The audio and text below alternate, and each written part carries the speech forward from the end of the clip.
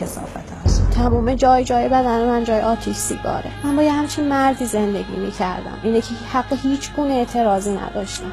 میترسیدم وقتی تیز برو میذاش روی شارک بچه‌م، میترسیدم.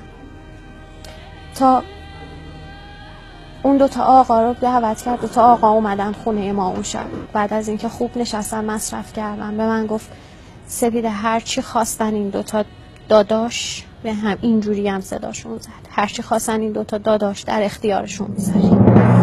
من اولش نفهمیدم چی میگه. وقتی برگشتم اون 2 آقا رو نگاه کردم تازه فهمیدم که چی بوده جریان.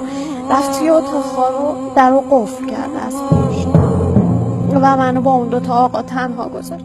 من فقط افتاده بودم به دست و پاهاشون. گفتم من کسی به جز شوهرم تا حالا بهم دست نزده. خواهش من گفتم خانم ما پولشو دادیم، خانم ما پولشو دادیم. خیلی بد بود.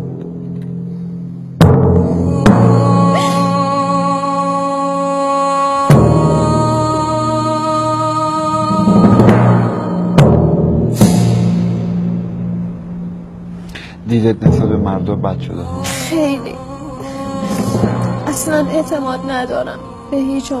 حتی نسبت به پدر خودم، حتی نسبت به برادر خودم. در این زنجیریان هستند مردانی که مردار زنان را دوست می‌دارند.